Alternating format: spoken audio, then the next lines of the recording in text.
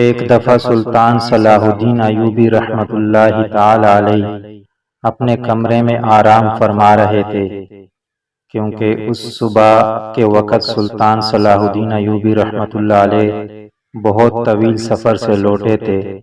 چند لمحوں کے بعد ایک سپاہی آپ کے کمرے کے دروازے پر آیا اور اندر آنے کی اجازت چاہی۔ سلطان صلاح الدین ایوبی رحمۃ اللہ تعالی علیہ چونکہ آرام فرما رہے تھے، لہذا اندر سے کوئی جواب نہ آیا۔ دروازے پر مامور محافظوں نے کہا کہ سلطان آرام فرما رہے ہیں، لہذا آپ تھوڑی دیر بعد آ جانا۔ وہ سپاہی آپ کا بہت وفادار سپاہی تھا، اس کو بلا جھجک محافظوں کے سلطان کے کمرے کے اندر جانے کی اجازت ہوتی تھی، لہذا اس نے بھی سلطان کو جگانے کو مناسب نہیں سمجھا اور سلطان کے کمرے کے دروازے کے ساتھ بیٹھ گیا۔ وہ انتظار کرتا رہا کہ جب سلطان صلاح الدین ایوبی رحمۃ اللہ تعالی علیہ بیدار ہوں تو تب ہی وہ اس سے ملاقات کریں گے۔ چند لمحے گزرنے کے بعد سلطان صلاح الدین ایوبی رحمۃ اللہ علیہ کی آنکھیں کھلی تو اندر کی حرکات سے معلوم ہوا کہ سلطان صلاح الدین ایوبی رحمۃ اللہ علیہ نیند سے بیدار ہو چکے ہیں۔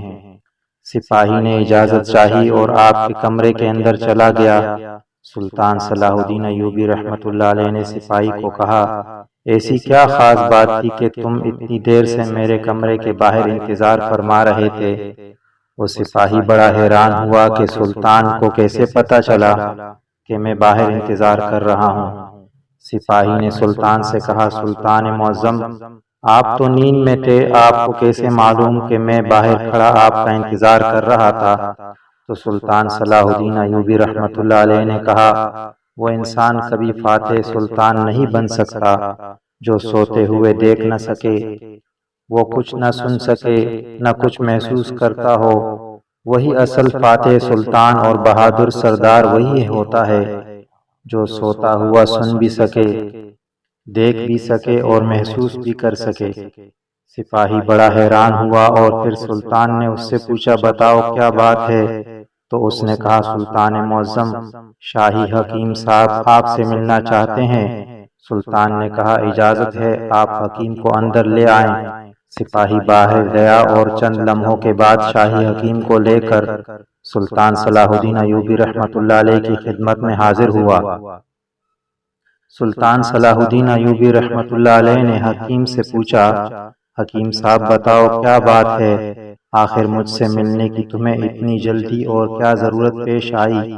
تو حکیم صاحب نے کہا، حضور، ایک بات جو مجھے کئی دنوں سے پریشان کر رہی ہے، اسی سلسلے میں آپ سے بات کرنی تھی۔ سلطان صلاح الدین ایوبی رحمۃ اللہ علیہ نے اس سے پوچھا، بتاؤ کون سی بات ہے؟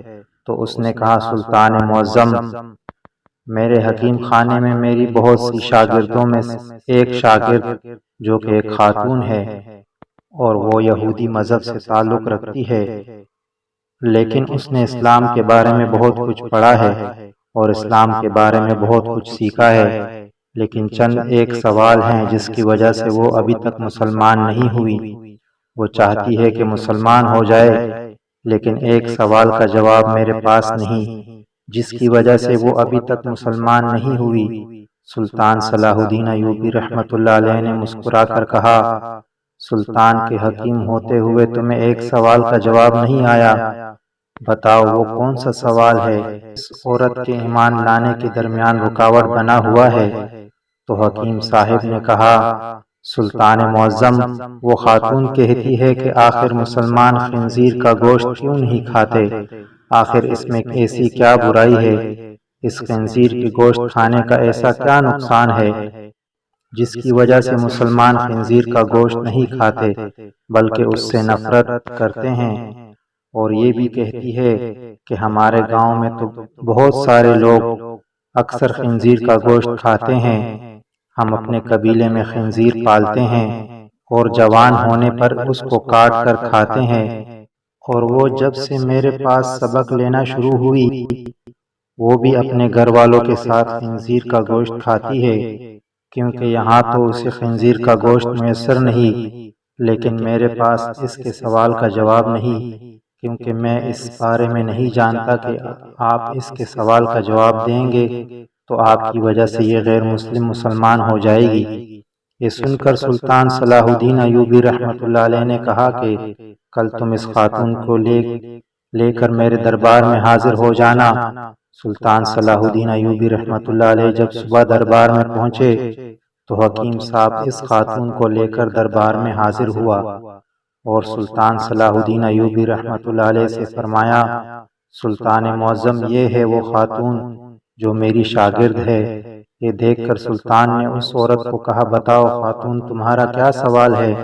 تو اس عورت نے کہا، سلطان معظم، میں نے اسلام کے بارے میں بہت کچھ پڑھا، بہت کچھ سیکھا، اور حتیٰ کہ میں اس جگہ پر آ کھڑی ہو گئی ہوں کہ میں اسلام کو قبول کر لوں، لیکن ایک بات ہے جو مجھے اسلام قبول کرنے سے روک رہی ہے، اور وہ یہ بات ہے کہ اسلام خنزیر کا گوشت کھانے سے کیوں منع کرتا ہے، حتیٰ کہ یہ تو ہماری سب سے پسندیدہ خوراک ہے۔ میں نے ہر جگہ دیکھا کہ اسلام نے جس چیز کے بارے میں منع کیا وہاں اس کی دلیل ملی، لیکن اس خنزیر کے گوشت کے بارے میں مجھے اب تک کوئی مضبوط دلیل نہیں ملی۔ میں نے بائبل کو پڑھا تو وہاں بائبل میں بھی خنزیر کا گوشت کھانے سے منع کیا گیا، لیکن آخر اسلام کیوں منع کرتا ہے؟ آخر اس گوشت میں ایسی کیا خرابی ہے کہ اسلام اس کو کھانے سے منع کرتا ہے؟ یہودیوں کی تو سب سے پسندیدہ خوراک ہے۔ یہ سن کر سلطان صلاح الدین ایوبی رحمۃ اللہ علیہ نے کہا کہ اللہ تعالیٰ نے قرآن پاک میں 3 جگہ پر خنزیر کا گوشت کھانے سے منع فرمایا ہے، پھر آپ نے ان آیات کا بھی ذکر کیا۔ پھر سلطان صلاح الدین ایوبی رحمۃ اللہ علیہ نے اپنے ایک مشیر کو کہا کہ وہ بائبل کی کتاب میرے پاس لے آؤ جو اپنی اصل حالت میں موجود ہے۔ جب بائبل کی کتاب آپ کے سامنے پیش ہوئی تو آپ نے وہی جگہ تلاش کر کے دی جہاں لکھا ہوا تھا کہ خنزیر کا گوشت کھانا منع ہے۔ پھر خاتون نے کہا، یہ کیا بات ہوئی؟ جو میرے پاس کتاب ہے اس میں تو واضح لکھا ہوا ہے کہ خنزیر کا گوشت کھانا منع نہیں ہے۔ تو سلطان صلاح الدین ایوبی رحمۃ اللہ علیہ نے کہا کہ مجھے ترس آتا ہے تمہارے ان لکھاریوں پر جو اپنی عیاشیوں کے لیے اس پاک کتاب کو اپنے لفظوں میں بالکل تبدیل کر رہے ہیں۔ یہ جو تمہارے پاس بائبل ہے یہ اپنی اصلی حالت میں موجود نہیں، یہ تمہارے اپنے لکھاریوں کی لکھی ہوئی کتاب ہے۔ پھر سلطان صلاح الدین ایوبی رحمۃ اللہ علیہ نے فرمایا کہ یہ تو میں نے کتاب سے ثابت کیا کہ خنزیر کا گوشت کھانا منع ہے، پھر اب میں تمہیں سائنسی لحاظ سے معلوم کر کے دوں گا۔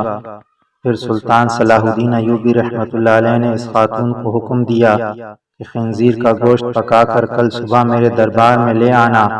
وہ خاتون سلطان کے سپاہیوں کے ساتھ جنگل میں گئی، ایک سور کا شکار کیا اور اگلی صبح اس کو پکا کر سلطان صلاح الدین ایوبی رحمۃ اللہ علیہ کے سامنے لے آئی۔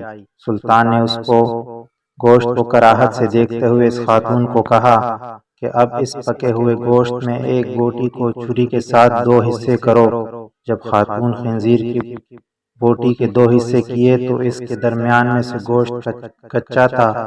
سلطان نے کہا، اے خاتون، کیا تم نے اس گوشت کو اچھی طرح پکایا نہیں؟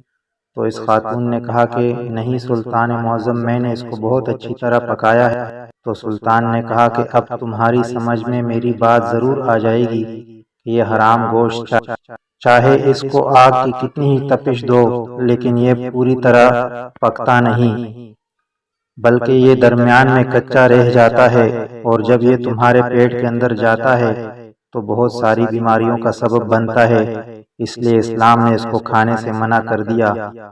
آپ خود ایک حکیم ہیں، آپ خود دیکھیں جو چیز کچی آپ کے پیٹ کے اندر چلی جائے تو وہ جا کر کتنی خرابیاں پیدا کر سکتی ہے۔ پھر سلطان صلاح الدین ایوبی رحمۃ اللہ علیہ نے اس خاتون کو کہا کہ اب میں سور کے بارے میں تمہیں کچھ بتانا چاہتا ہوں۔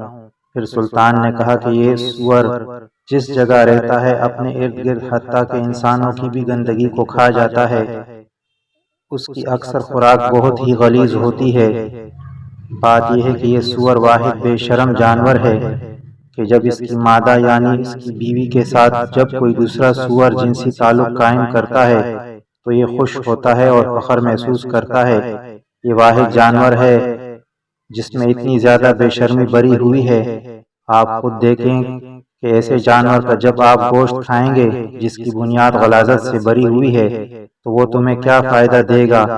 یہ بات سن کر وہ خاتون سلطان صلاح الدین ایوبی رحمۃ اللہ علیہ کے سامنے جھک گئی اور کہا کہ سلطان معظم، آپ مجھے اپنی ہی زبان سے کلمہ پڑھائیں۔ سلطان صلاح الدین ایوبی رحمۃ اللہ علیہ نے عورت کو کلمہ پڑھایا اور تمام دربار اللہ اکبر کے نعروں سے بلند ہو گیا۔